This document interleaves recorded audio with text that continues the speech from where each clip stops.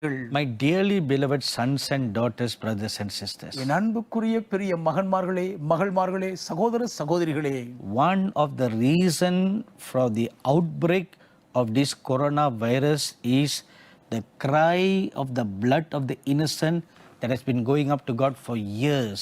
எத்தனையோ பல ஆண்டுகளாக தேவனுக்கு முன்பாக முறையிட்டுக் கொண்டிருக்கும் குற்றமற்ற அப்பாவி பச்சிளம் குழந்தைகளுடைய இரத்தம் தான் இன்றைக்கு தலைவிரித்தாடி கொண்டிருக்கிற கொரோனா உயிர்கொல்லியினுடைய முக்கியமான ஒரு காரணமாகும். This virus that started in China now taking on a very vigorous look and facing towards Europe and the North America. ஆகவேதான் சீனாவிலே உருகொண்டு தோன்றின இந்த ஒரு உயிர்கொல்லி வைரஸ் கிருமியானது நேரடியாக ஆக்ரோஷமாய் ஐரோப்பா வட அமெரிக்காவை நோக்கி சீறி பாய்ந்து கொண்டிருப்பதை பார்க்கிறோம். A lot of abortions takes place in China. சீனாவிலே அளவுக்கு அதிகமான கருக்கலைப்புகள் நடக்கின்றன. And equally a lot of abortions takes place in Europe and in the North America. அதற்கு இணையாக கொஞ்சமும் சளைக்காமல் ஐரோப்பாவிலும் வட அமெரிக்காவிலும் பாய்ந்து விடவில்லை. The whole world is somehow expecting this situation will get better by the 15th of April. எப்படியாவது April மாதம் 15ஆம் தேதிக்குள்ளாவது நிலைமை கொஞ்சம் சீராகி விடும் என்று முழு உலகமே எதிர்பார்த்து கொண்டிருக்கிறது. Will it be accordingly like that? அவருடைய எதிர்பார்ப்பின்படிதான் அப்படியே இருக்குமா, அமையுமா? I like to believe it will be like that. அது அப்படித்தான் இருக்கும் என்று நானும் நம்ப விரும்புகிறேன். Why do I say that? நான் ஏன் இப்படி சொல்லுகிறேன்? I'm sure you may have heard of this man of God in the US called Chuck Pierce.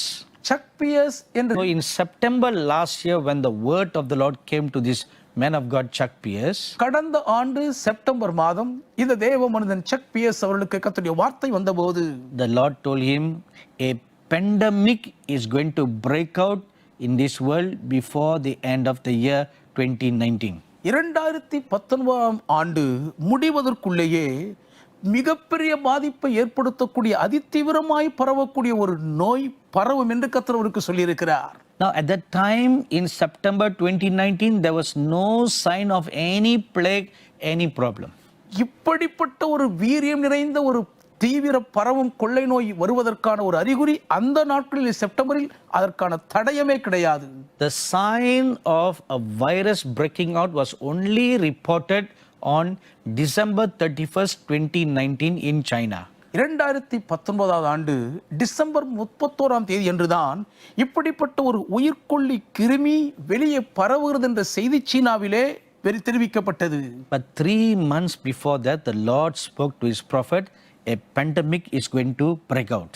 ஆனால் அதற்கு 3 மாதத்துக்கு முன்பே ஒரு மிக தீவிரமாய் பரவும் கொள்ளை நோயின் வாதை வெடித்து பரவும் என்று கர்த்தர் தம்முடைய தாசனுக்கு தெரிவித்து விட்டார். And the Lord told him, கர்த்தர் அவரிடம் சொன்னார், it will last till Passover of 2020. 2020ஆம் ஆண்டின் பஸ்கா பண்டிகை காலம் வரை அது தொடர்ந்து நீடிக்கும் என்று சொல்லியிருக்கிறார். So when is Passover of 2020? 2020ஆம் ஆண்டின் பஸ்கா பண்டிகை எப்பொழுது நடக்கிறது? It is between April 8 and 9 of 2020. 2020ஆம் ஆண்டின் ஏப்ரல் 8-9ஆம் தேதிக்கு இடையில் அந்த பண்டிகை வருகிறது. How do we know for definite sure that it will end at that time? அந்த பண்டிகை காலத்தோடு கூட இந்த தீவிரமான கொள்ளை நோயின் வாதை முடியும் என்று இவ்வளவு நிச்சயமா எப்படி எங்களுக்கு தெரியும்? The first part of the prophecy came to pass.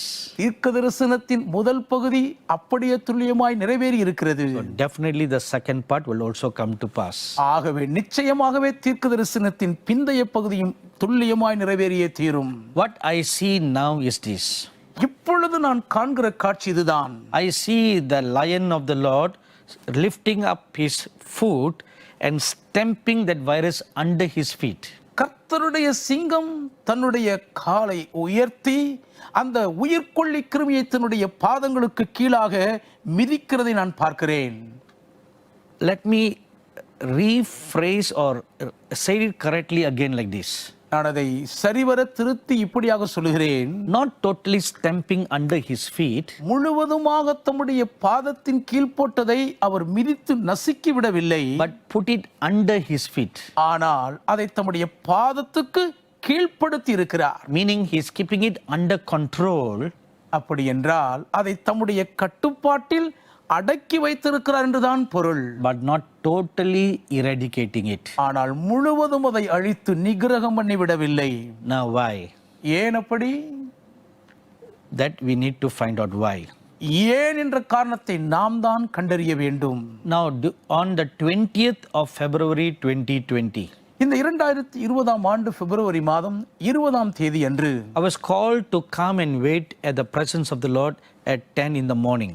காலை 10 மணி அளவில் தேவனுடைய சமூகத்தில் வந்து காத்திருக்கும்படி நான் நிர்பந்திக்கப்பட்டேன். And as I was waiting on the Lord, நான் கர்த்தருக்கு முன்பாக காத்திருக்கையில் I was taken before his holy presence in the heavenly realm.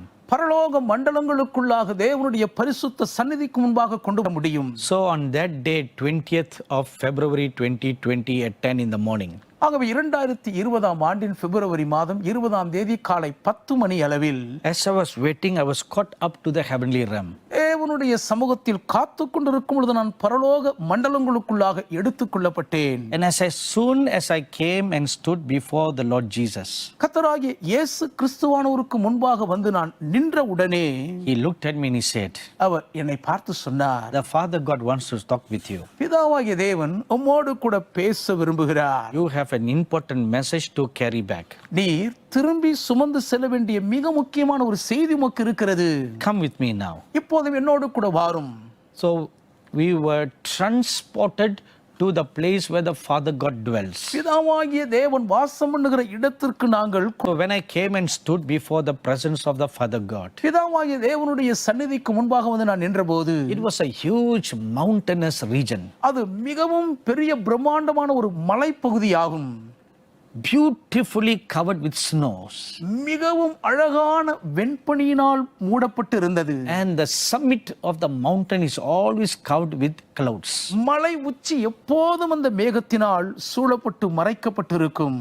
Now like I told you earlier, in 2015 was the first time I saw that place. நான் ஆரம்பத்தில் சொன்னது போல 2015ஆம் ஆண்டுதான் முதல் முறையாக அவ்விடத்தை நான் சந்தித்தேன். So each time I come there, I recognize that place. ஆகவே ஒவ்வொரு முறையும் அங்கே வரும் பொழுது அது எந்த இடம் என்று எனக்கு அடையாளம் தெரிந்துவிடும். So now we stood there and I'm seeing the same scene.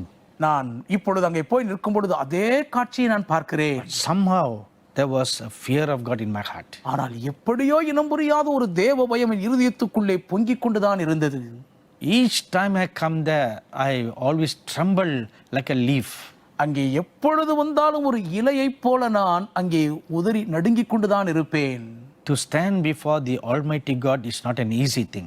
சர்வ வல்லமையுள்ள While we were standing and looking at the mountain, அங்கே நின்று அந்த மலைகளை பார்த்து கொண்டிருக்கும் போதே from the cloud that was on the summit அந்த மலை உச்சியின் மீது இருந்த மேகத்தில் இருந்து came 3 lightning and thunders. 3 மின்னல்களும் இடி முழக்கங்களும் வந்தன. Came loud splitting thunder sound. அப்படியே விண்ணதிரக்கூடிய இடி முழக்கத்தின் மின்னல்கள் பேரொளியாய் கிரீச்சிட்டன. And it happened 3 times. 3 முறை அது சம்பவித்தது. 3 lightnings came down. 3 மின்னல்கள் இறங்கி வந்தன. முழக்கம் துணித்தது போது And from the summit of the mountain, the form of the Father God came and stood before me. அதற்கு தொடர்ந்து அந்த மலை உச்சிலிருந்து பிதாவாகிய தேவனுடைய திருவுருவம் இறங்கி வந்து எனக்கு முன்பாக நின்றார். I didn't see the face. நான் அவருடைய முகத்தை பார்க்கவில்லை. But the cloud, it was a form of a cloud. ஒரு மேக வடிவில் உருவமாக இருந்தார். That's exactly how the children of Israel saw in the Old Testament. பழைய ஏற்பாட்டில் சரியாக அவ்வாறுதான் இஸ்ரவேல் புத்திரர் அவரை தரிசித்தார்கள். In Exodus chapter 33 we read, யாத்ராகமம் 33 நாம் படிக்கிறோம், when the prophet Moses goes into the tabernacle to talk with God, தேவனோடு பேசுவதற்காக மோசே தீர்க்கதரிசி ஆசரிப்பு கூடாரத்துக்குள் பிரவேசிக்கையில் a pillar of cloud comes and stands at the entrance to the tabernacle. ஆசரிப்பு கூடார வாசலிலே வந்து ஒரு மேக ஸ்தம்பம் நிற்கும். So when the form of the Father God came and stood before me, எனக்கு முன்பாக பிதாவாகிய தேவனுடைய திருவுருவம் வந்து நின்றபோது, and these are the things that he spoke. என்னோடு கூட அவர் பேசின வார்த்தைகள் இவைகள்தான். So now I'm going to tell you exactly as how I receive it from the Father God. பிதாவாகிய தேவனிடமிருந்து எப்படி நான் இந்த செய்தியை கேட்டேனோ உள்ளபடி அதை அப்படியே இப்பொழுது உங்களோடு கொடுக்க போகிறேன். Another great wind is going to sweep all over the world. மற்றுமோர் பெருங்காற்று உலகம் முழுவதும் வீச போகிறது. And when he spoke the word wind, காற்று என்ற வார்த்தையை அவர் பேசின உடனே it was made for me to know this. எனக்கு இதை அறிந்து கொள்ளும்படி செய்தது. Another great wind, மற்றுமோர் பெருங்காற்று, worse than coronavirus pandemic, corona உயிர்கொல்லியின் தீவிரமான பாதிப்பை விட மோசமானது, is going to sweep this whole world. உலகம் முழுவதையும் அது பேரலையாய் வாரிக்கொண்டு போகும். The world is shaken with fear and trembling because of coronavirus. Corona உயிர்கொல்லி கிருபையின் பாதிப்பே என்ற உலகத்தையே அச்சுறுத்தி பயத்தில் நடுநடுங்க வைத்திருக்கிறது. But the word of the Lord came to say, ஆனாலும் எனக்கு சொல்லும்படி வந்த கர்த்தருடைய வார்த்தை என்னவென்றால், another worse than coronavirus is going to come. Corona உயிர்கொல்லி வைரஸ் கிருமியை பார்க்கிலும் மகா கொடிய மோசமான மற்றும் ஒரு பெருங்காற்று வரப்போகிறது. When that comes, அது வீசு வரும்போது it will make this coronavirus look like child's play. இந்த கொரோனா உயிர்கொல்லியின் கோர தாண்டவத்தையே ஒரு சிறு பிள்ளையின் விளையாட்டு போல் பார்க்க செய்து விடுமாம். So when this great wind comes, ஆகவே இந்த பெருங்காற்று வீசும்போது it will sting people like a hornet stinger. ஒரு குளவியின் கொடுக்கை போல அது ஜனங்களை கொட்டும். When a hornet stings a person, எப்பொழுது ஒரு குளவி ஒருவரை கொட்டினாலும் a person feels hot with fire like sensation and swelling like boils appear on their bodies. உடனே அக்கினி தீப்பற்றி எரிகிறது போன்ற ஒரு எரிச்சலோடு கூட உடல் முழுவதும் கொப்புளங்களும் வீக்கங்களும் அவர்களுக்கு வந்துவிடும். In the same manner, அதுபோலவே when this wind stings a person, இந்த பெருங்காற்று ஒருவரை கொட்டும் போது that person will feel hot like fire over them. தங்கள் மேல் தீப்பற்றி எரிகிறதை போல் அவர்கள் ஒரு பெரும் உஷ்ணத்தை உணர்வார்கள். And their temperature will rise above 100 degrees Fahrenheit. உடனே அவருடைய உடலின் வெப்பநிலை 100 டிகிரி ஃபாரன்ஹீட்டின் உச்சத்தை தொட்டுவிடும். Above 38 degrees centigrade. 38 டிகிரி சென்டிகிரேடுக்கும் அதிகமாய் மேலேறிவிடும். So the feelings will be hot like fire burning all over their body. உடல் முழுவதும் தீப்பிடித்து எரிகிறதை போன்ற ஒரு வெறும் வெப்ப உணர்வு இருக்கும். And fever will shoot up in their bodies. கடுமையான ஜுரம் அவர்கள் உடலை அலைக்கழிக்கும். More than 100 degrees. 100 டிகிரிக்கும் அதிகமாக. And boils will develop all over their faces and bodies, especially in the chest area. முகம் முழுவதும் உடல் பகுதி முழுவதும் மிக குறிப்பாக நெஞ்சுக்கூடு முழுவதும் கொப்புளங்கள் ஏற்படும். These are the physical symptoms when this virus stings. இந்த கொடிய உயிர்கொல்லி கொட்டும் போது இதுதான் சரீரப்பிரகாரமான அறிகுறிகள் ஆகும். Now doctors and scientists will be baffled and perplexed at not being able to discover at all any medicine or vaccine for this. இந்த ஒரு கொடிய ஒரு பெருங்காற்றின் உயிர்கொல்லியை எதிர்த்து போரிடவோ அதை தடுக்கவோ மருந்து கண்டுபிடிக்க இயலாமை நினைத்து மருத்துவர்களும் அறிவியல் ஆராய்ச்சியாளர்களும் திகைத்து திண்டாடி பிரமிப்பார்கள். This morning I read in the news இன்று காலை செய்தியில் படித்தேன், a scientific report about this coronavirus. Corona virus கிருமியை குறித்த அறிவியல் பூர்வமான ஒரு அறிக்கை. That the scientists are still trying to understand the DNA of this virus.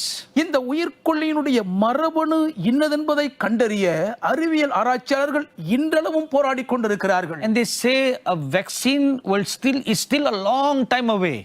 இதற்கு தடுப்பூசி கண்டுபிடிக்க வேண்டுமானால் அதற்கு இன்னும் வெகு காலமாகும் என்கிறார்கள். So there's no medicine. ஆகவே அதற்கு மருந்து இல்லை. There's no vaccine. அதற்கு தடுப்பூசியும் இல்லை. And by the time they claim that they have found something, ஒன்றை கண்டுபிடித்து விட்டோம் என்று அவர்கள் சொல்லுவதற்குள்ளே this hornet will come to stink. அவர்களை கொட்டுவதற்காக இந்த குளவி தலைகாட்டும். But this time, ஆனால் இந்த முறையோ the doctors and the scientists will not be able to discover any way how this virus works, and they will not be able to discover any medicine or vaccine. இந்த உயிர்க்கொல்லியின் கிருமி எப்படி கிரியை செய்கிறது, இதை எப்படி அழிப்பது தடுப்பது என்று எவ்வளவு உயர்ந்த மருத்துவ வல்லுநர்கள் ஆனாலும், எப்பேற்பட்ட அறிவியல் ஆராய்ச்சியாளராலும் எவ்வளவு தலையை போட்டு உடைத்து முயன்றாலும் அதற்கான மருந்தை கண்டுபிடிக்கவே முடியாத நிர்பந்தம் ஏற்படும். I now remember something I heard the late prophet of God Neville Johnson say something. காலம் சென்ற தேவ தீர்க்கதரிசி நெவல் ஜான்சன் அவர்கள் சொன்ன ஒரு காரியத்தை கேட்டது இப்பொழுது என் நினைவில் ஞாபகத்திற்கு வருகிறது. A few years ago the Lord revealed to him, சில ஆண்டுகளுக்கு முன்பு தேவனாகிய கர்த்தருக்கு வெளிப்படுத்தினார், plagues will appear in the last days, கடைசி நாட்களில் கொடிய வாதைகள் தலையெடுக்கும், and their mutations will be so different that doctors will not be able to understand how they work. எவ்வளவுதான் முயன்றாலும் எந்த மருத்துவ வல்லுநராலும் இந்த வாதை நோயின் கிருமிகள் எப்படி கிரியை செய்கிறது என்று கண்டுபிடிக்கவே முடியாத அளவுக்கு அவைகள் செயல்முடக்கி விடுமாம். The DNA structure in the virus will mutate itself. அந்த வைரஸ் கிருமிக்குள் இருக்கும் மரபணு தன்னையே பல பரிமாணங்களுக்குள் மாற்றிக்கொள்ளும். And the latest medical scientific report says similar thing about the coronavirus. சமீபத்திய மருத்துவ அறிவியல் ஆராய்ச்சியின் அறிக்கை கொரோனா வைரஸ் கிருமியை குறித்து இப்படிப்பட்ட ஒரு காரியம் உண்மை என்பது போல் சொல்லுகிறது. And a worse thing will come next. அடுத்தது இதை காட்டிலும் மகா கொடிய மோசமான ஒன்று வரப்போகிறது. The worst, the plague that is going to come, வரப்போகிற அந்த கொடிய வாதையினுடைய கொடுமை என்னவென்றால், its strain will be similar to the present COVID-19 coronavirus. இன்றைக்கு தலைவிரித்தாடிக் கொண்டிருக்கும் கொரோனா COVID-19 கிருமியினுடைய வீரியத்தை போல் இது இருக்கும். Perhaps you may have seen pictures of how the virus looks like. இந்த உயிர்க்கொல்லி கிருமி எப்படி இருக்கிறது என்று நீங்கள் நிச்சயம் பார்த்திருப்பீர்கள். The virus that's going to come, வரப்போகிற அந்த உயிர்க்கொல்லி கிருமியானது its strain will look a little similar to that, அதனுடைய தோற்றம் பார்ப்பதற்கு கொஞ்சம் அதற்கு இணையாக இருக்கும். but there will be something different. ஆனால் அதில் கொஞ்சம் வித்தியாசமும் இருக்கும். There will be lot of stinges all around that virus strain. வரப்போகிற இந்த கொடிய நச்சு கிருமி முழுவதுமாக கொடுக்குகள் இருக்கும். Maybe you have played throwing darts.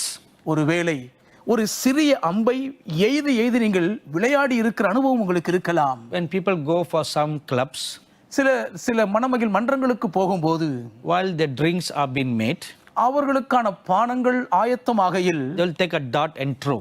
ஒரு கையில் இருக்கும் சிறு அம்பை எடுத்து குறிபார்த்து எய்வார்கள். But if it accidentally falls on your body, தற்செயலாய் உங்கள் உடல் மீது அது விழுந்து விடுமானால், that sharp needle will prick you, அந்த கூர்முனையின் ஊசி உங்களை குத்தும். and it will be very painful. அது ரொம்ப வலிக்கும். This new virus is like that. வரப்போகிற புதிய உயிர்க்கொல்லி கிருமி அதை போன்றது. It's not just a virus that will stick on into your skin.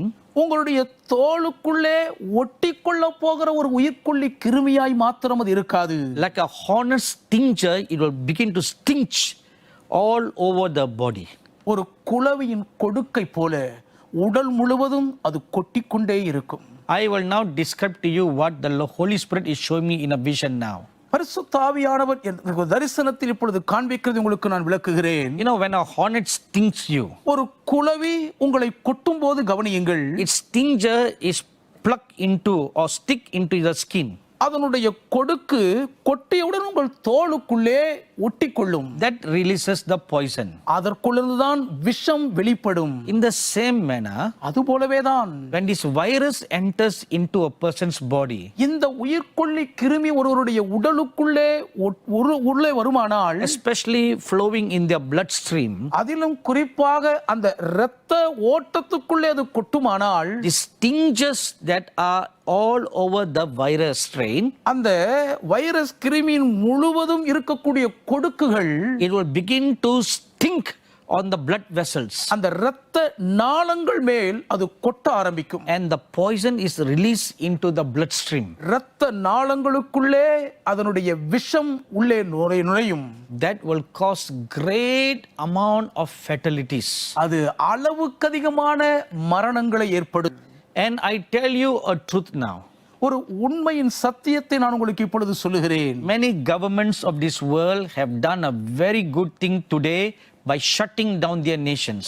தங்கள் தேசம் முழுவதையும் செயல் முடக்குவதன் மூலம் Many governments are locking down their nations to protect their people from being bitten by this virus.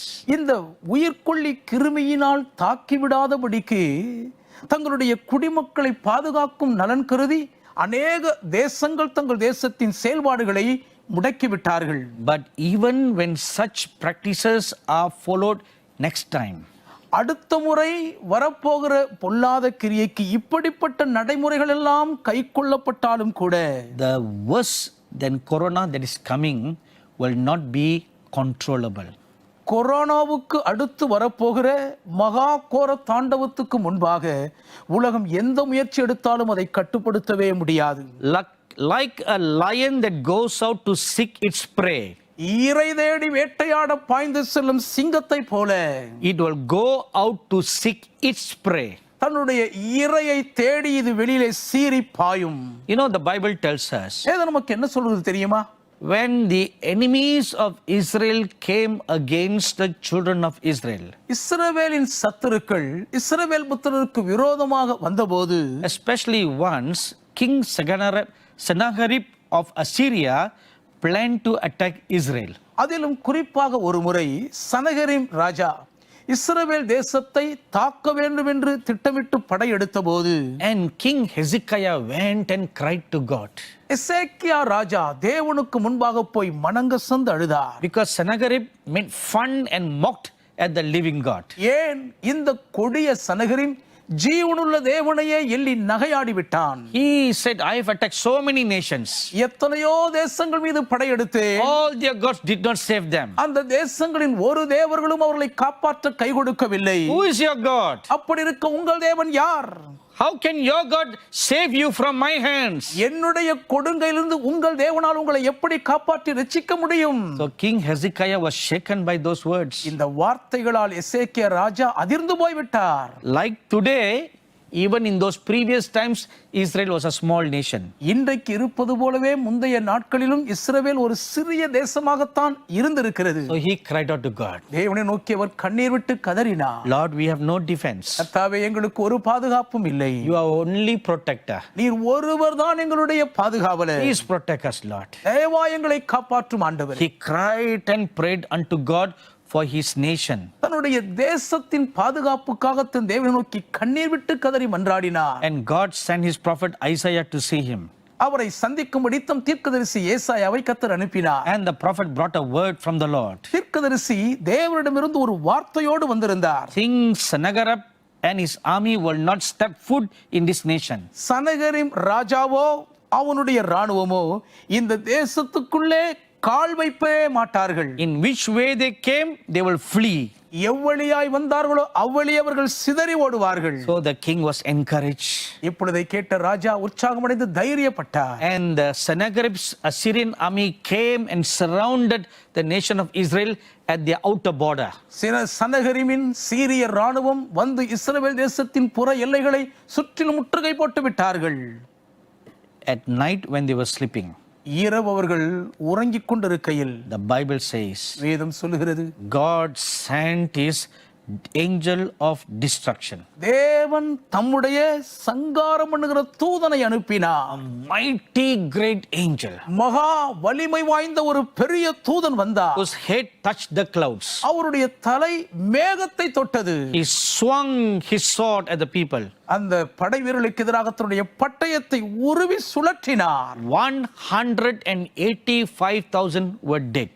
1,85,000 பேர் வெட்டுண்டு மரித்தார்கள். In the morning when the king got up, காலையிலே ராஜா எழுந்து பார்த்தபோது he found 185,000 of his soldiers miraculously, mysteriously dead. 1,85,000 வீரர்களும் மிகவும் மர்மமான முறையில் அதிசயத்தக்க ரீதியிலே மரித்திருப்பதை கண்டார். How did they die? இவர்கள் எப்படி மரித்தார்கள்? A plague came in the night இரவிலே ஒரு கொடிய வாதை வந்தது. and they all died. அத்தனை பேரும் மாண்டு போனார்கள். Now, how did this happen? இது எப்படி நடந்தது? A judgment of God. தேவனுடைய நியாய தீர்ப்பு. In one night, ஒரே இரவில் 185,000 soldiers died. 1,85,000 வீரர்கள் மரித்தார்கள். My dearly beloved sons and daughters எனக்கு மிகவும் பிரியமான என் மகன்மார்களே, மகள்மார்களே, and people of God, தேவ ஜனங்களே, when the anger of the Lord rises up, கர்த்தருடைய கோபம் கொந்தளிக்கும் போது, when the king arises from his throne, ராஜா தம்முடைய சிங்காசனத்தை விட்டு எழும்பும் போது, of a truth I tell you, உங்களுக்கு ஒரு சத்தியத்தின் உண்மையாக சொல்லுகிறேன், he will put on his battle garments, அவர் தம்முடைய யுத்த வஸ்திரங்களை தரித்துக் கொள்வார். as it is written in Isaiah chapter 63. ஏசாயா 63ஆம் அதிகாரத்தில் எழுதப்பட்டிருக்கிற வண்ணமாகவே He will go forth to execute vengeance. அவர் பழிவாங்குதலை வெளிப்படுத்தும்படி புறப்பட்டு போவார். The lion of the tribe of Judah will go forth after its prey. யூதா கோத்திரத்தின் ராஜசிங்கம் தன்னுடைய இரையை கவும்படி பாயும்.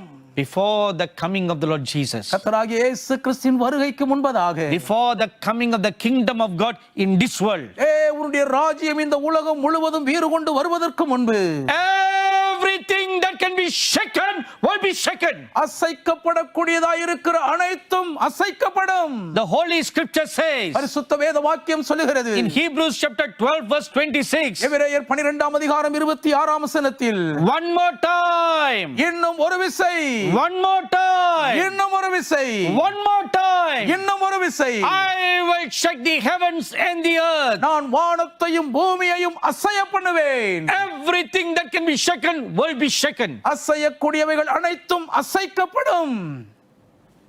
Therefore the word of the Lord says one thing. ஆகையால் கர்த்தருடைய வார்த்தை ஒன்றை சொல்கிறது, Strengthen the things that remain. நீங்கள் மீந்திருக்கிற காரியங்களை பலப்படுத்துங்கள். Strengthen the things that remain. மீந்திருக்கிறவைகளை பலப்படுத்திக் கொள்ளுங்கள். On January 1st, 2020, 2020ஆம் ஆண்டின் ஜனவரி 1 தேதி அன்று the prophetic message that the Lord gave for this year is prepare. இந்த ஆண்டுக்காக கர்த்தர் கொடுத்த தீர்க்கதரிசன செய்தியே ஆயத்தப்படுங்கள் என்பதுதான். A year is appointed for you to prepare. நீங்கள் ஆயத்தம் ஆவதற்கென்றே ஒரு முழு வருஷமே நியமிக்கப்பட்டிருக்கிறது. Now if you look around, இப்பொழுது நீங்கள் சுற்றிலும் பார்த்தால், the government themselves are giving you paid leave. அரசாங்கமே உங்களுக்கு சம்பளம் கொடுத்து விடுமுறை கொடுத்திருக்கிறார்கள். Everybody is locked down, staying at home. அத்தனை பேரும் வீட்டுக்குள்ளே அடைக்கப்பட்டு தங்க வைக்கப்பட்டிருக்கிறார்கள். In India, it is locked down for 21 days. இந்தியாவிலே 21 நாட்களுக்கு இப்படி மக்கள் தனிமைப்படுத்தப்பட்டிருக்கிறார்கள். And in many other nations, it's about 14 to 21 days. பல தேசங்களிலே 14 முதல் 21 நாட்களுக்கு முடங்கி இருக்கிறது. And it may last longer.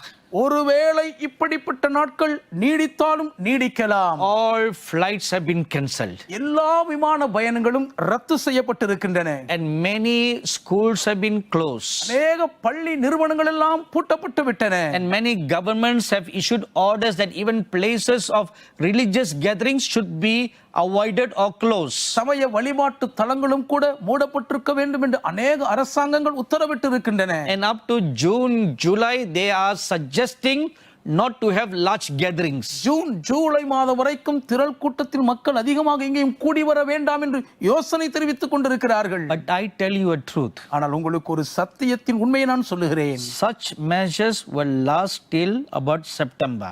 இப்படிப்பட்ட நடவடிக்கைகள் எல்லாம் செப்டம்பர் மாதம் வரைக்கும் தான் தாக்கு பிடிக்கும். But no, நீடிக்கும். This was shown to me in a heavenly vision. ஒரு பரலோக தரிசனத்திலே எனக்கு இது காண்பிக்கப்பட்டது. So it will last for about 6 months.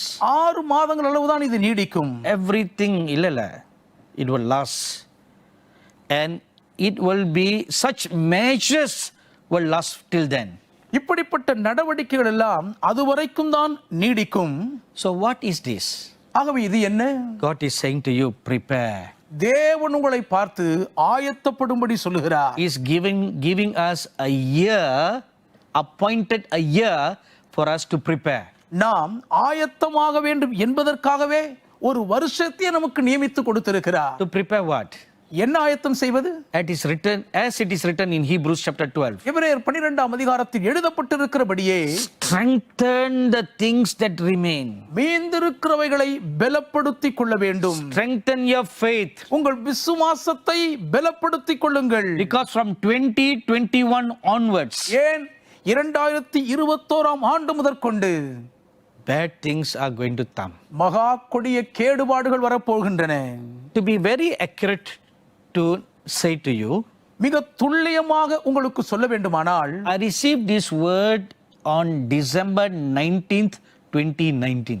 2019ஆம் ஆண்டின் டிசம்பர் மாதம் 19ஆம் தேதியே இந்த வார்த்தையை நான் பெற்றுக்கொண்டேன். While I was waiting to preach at our monthly fasting prayer meeting. மாதாந்திர உபவாச பிரார்த்தனை கூடுகையிலே பிரசங்கிப்பதற்காக நான் ஆயத்தமாகிக் கொண்டிருக்கையில், It was while the worship was going on, அந்த ஆராதனை நடந்து கொண்டிருக்கும் போதே the word of the Lord came unto me. கர்த்தருடைய வார்த்தை எனக்கு வந்தது. Prepare. ஆயத்தமாகுங்கள். ஆயத்தப்படு, ஆயத்தப்படு, ஆயத்தப்படு.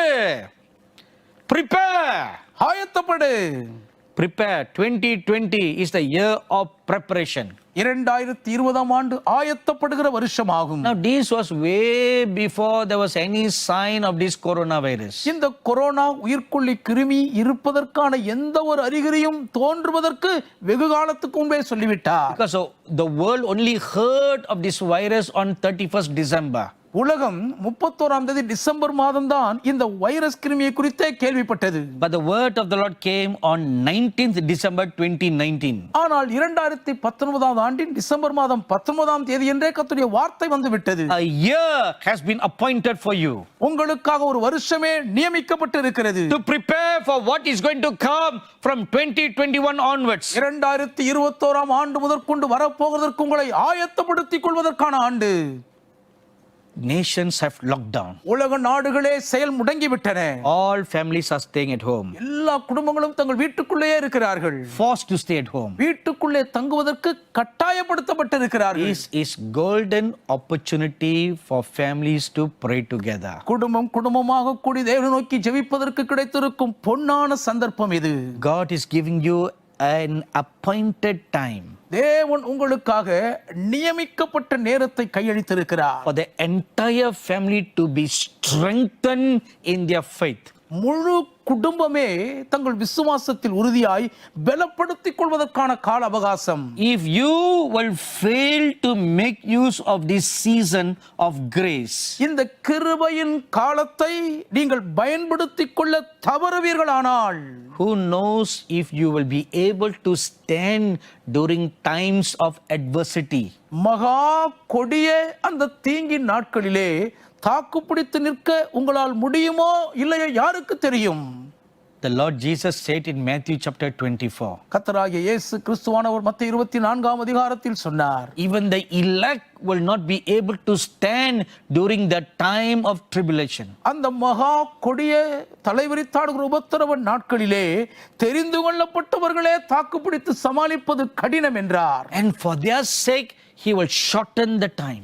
அவர்கள் நிமித்தம் அந்த நாட்களை அவர் குறைப்பாராம். So if the elect themselves are not able to withstand, தெரிந்து கொள்ளப்பட்டவர்களாலேயே தாக்கு பிடிக்க முடியவில்லை என்றால், how about ordinary believers? சராசரி சாமானிய விசுவாசின் நிலை என்ன ஆவது? So one more time I lovingly say to you, ஆகவே மீண்டும் ஒரு முறை கூட அன்போடு நான் உங்களுக்கு சொல்லுகிறேன், do not despise this time and season of grace that God has so graciously appointed for you. உங்களுக்காக தேவன் மிகவும் கிருபையாய் தயவாய் நியமித்து கொடுத்திருக்கும் இந்த கிருபையின் கால நாட்களை நீங்கள் அற்பமாய் எண்ணி அலட்சியப்படுத்தி விடாதீர்கள். Let your entire family grow in faith. முழு குடும்பமாக நீங்கள் விசுவாசத்தில் வளருவீர்களாக. Let your whole family grow in the Spirit. உங்கள் முழு குடும்பமும் ஆவிக்குள்ளே பலனடைந்து வளருவீர்களாக. Let your whole family grow in the full stature of the Lord Jesus Christ. உங்களுடைய முழு குடும்பமும் கர்த்தராகிய இயேசு கிறிஸ்துவின் நிறைவான வளர்ச்சியின் அளவுக்கு தக்க பூரண புருஷராவீர்களாக. My dearly beloved sons and daughters, என் அன்புக்குரிய மகன்மார்களே மகள்மார்களே, let this be your goal for 2020. 2020 ஆண்டுக்கான உங்கள் லட்சியமே இதுவாக இருக்கட்டும். Grow to the full stature of the Lord Jesus Christ. கர்த்தராகிய இயேசு கிறிஸ்துவின் நிறைவான